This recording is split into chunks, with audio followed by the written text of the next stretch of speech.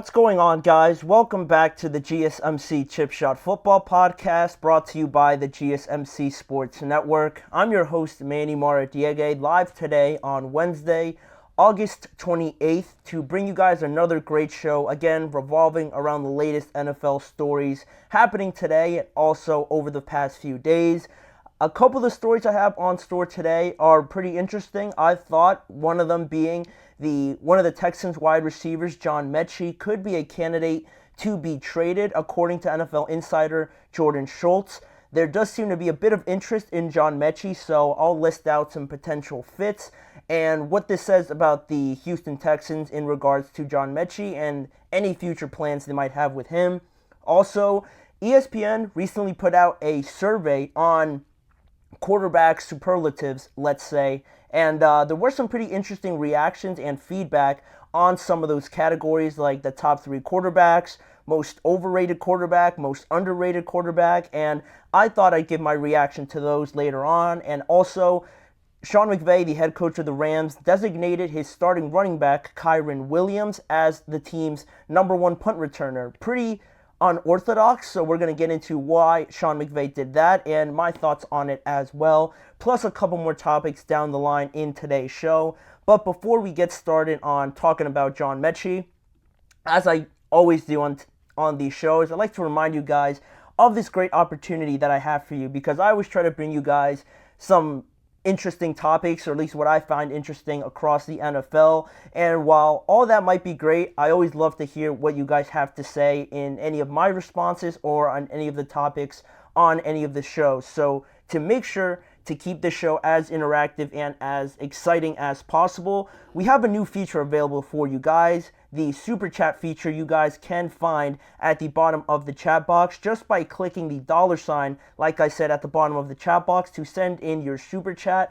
This way, it makes it a lot easier for you guys to send in any questions, opinions, or just comments you have to make on anything I say or on any of the topics. It's just another way to keep the show more interactive and just more lively as we go on with these shows. And also, it guarantees that I see your message and I also say it out loud on air and just keep the conversation going in that way. So go ahead, let us know what you're thinking, hit the super chat button, and let's keep this show as interactive and exciting as possible. It's a great way to support our channel and the content we put out as well. But as an alternative option, you still have the old method, the tip and donations link you could still use at gsmcspodcast.net with any comment or question you may have there. But again, we couldn't do this show without your amazing support, so go ahead and use that new super chat feature. And again, thank you guys in advance for all the support and being part of our community.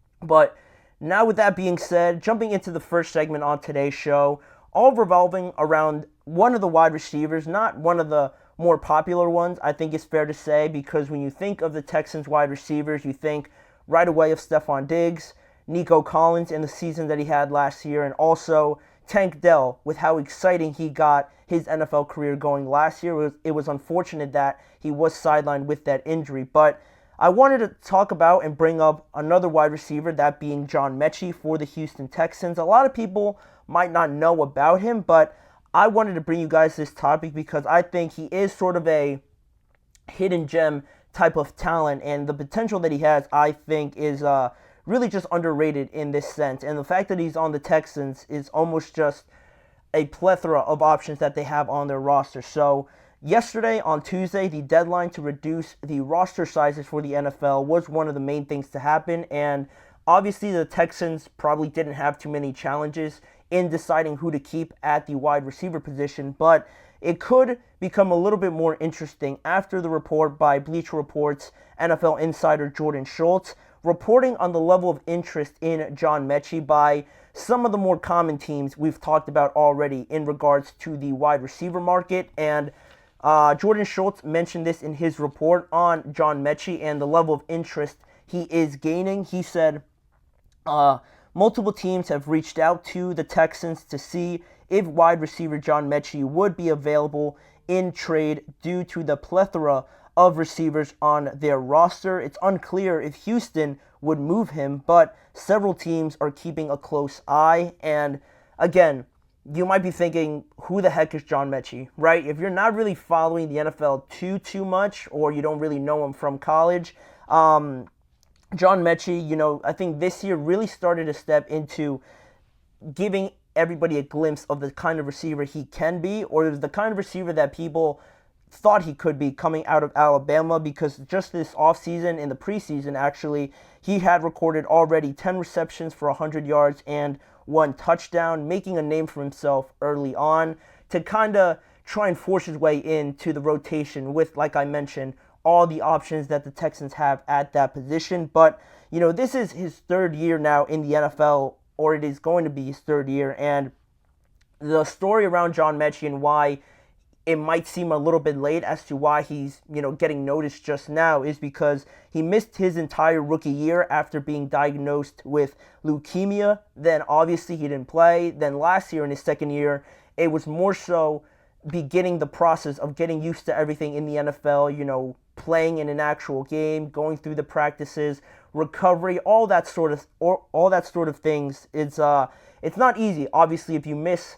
already the first opportunity to learn it in your official first year. Obviously, dealing with leukemia takes precedent over everything. So last year was really the year that he kind of started getting a feel for everything. But at that point, he was almost lost among the other receivers that they had. You'd think of Nico Collins breaking out last year, Tank Dell again bursting onto the scene as a rookie, and him trying to get it all wrapped up together. Not even just getting it all, understandably under wraps and getting used to his routine and everything like that, but also coming off of leukemia is something that is only unique to him. So he kind of got lost in everything. He only recorded 16 receptions last year, and now this year, you think about those two guys he was already competing with, and then on top of that, you add Stephon Diggs into the mix, right? You're not going to trade for Stephon Diggs and think that, in all honesty, that John Metchie is going to take away some reps from Stephon Diggs, right? Or else you wouldn't have made that trade if you felt comfortable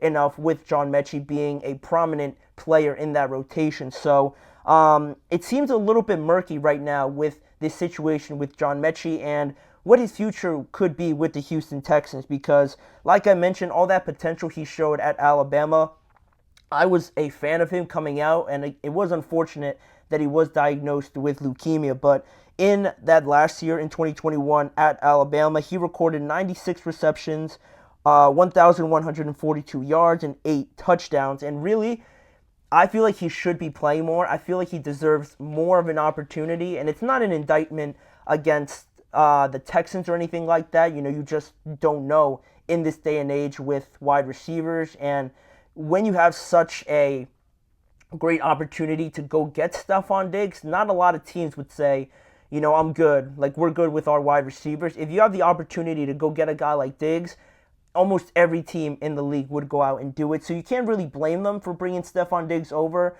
when that opportunity became available. But it seems like Houston is open to the possibility of keeping him and seeing what they have in him in the future. But on the flip side, do they, going with that long-term plan, do they decide to kind of shelve him a little bit more again in consecutive years? And then when Diggs, if he decides to leave after this year because he is still on his current contract, he is available to leave in free agency next year if the Texans don't decide to extend him, then do you allow Diggs to leave and sort of work John Metchie in at that point? But the downside of that is that because John Metchie was drafted in the second round, you don't have the extra year available to you if you're the Houston Texans to kind of put off those contract negotiations, right? Because this is going to be his third year. And then if you decide to kind of sideline him a little bit more because you already have 3 receivers, then next year you start to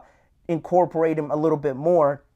Then you only really have that 1 year to determine what kind of contract you want to offer John Metchie after that. And I'm always of the mindset that you definitely need, obviously, more than 1 year to get a gauge on the type of player that you have, the kind of consistency and kind of projecting what he could be in the years to come if you're going to offer him a long-term deal. So if you're going to go that route, it does really only give you that 1 year with John Metchie really being incorporated in that lineup. Again, because I don't anticipate him being such a prominent player in this offense this year with Nico, Tank, and Stephon Diggs on the team now. So now with these reports of there being trade interest, the same teams keep popping up. The Steelers are one of the teams mentioned. The 49ers is an interesting one. If Brandon Ayuk decides to leave, they could explore that opportunity to bring in John Metchie. Also the Washington Commanders. But with those two teams, the Commanders and the 49ers, the Commanders actually signed a former Texans wide receiver, one of John Metchie's teammates, just last year, Noah Brown. They just signed him about an hour or so ago, so maybe that option is off the table. And also for San Francisco, with Ayuk, he could stay, he could leave. It changes every day. There was a report earlier, just 20 minutes ago, that Kyle Shanahan and John Lynch said that they expected Brandon Ayuk to practice today. That practice is already underway, and there is no sign of Brandon Ayuk, so take that as you will. It doesn't really say too much because it seems like when there's a new report, you take it one way and then it completely flips the other day. So take that information as you will. That's still a viable option, I believe, if Ayuk decides to leave, and the Steelers as well. Other than George Pickens, are you really comfortable with Van Jefferson, Calvin Austin III, Scotty Miller, and a rookie wide receiver in Roman Wilson? A lot of people would say no, so exploring this opportunity could be something that interests the Steelers. And you're only really looking at a couple of day 2, maybe day 3 picks because of the value that John Metchie was drafted in, and also the lack of playing time. You don't trade based on projection, really.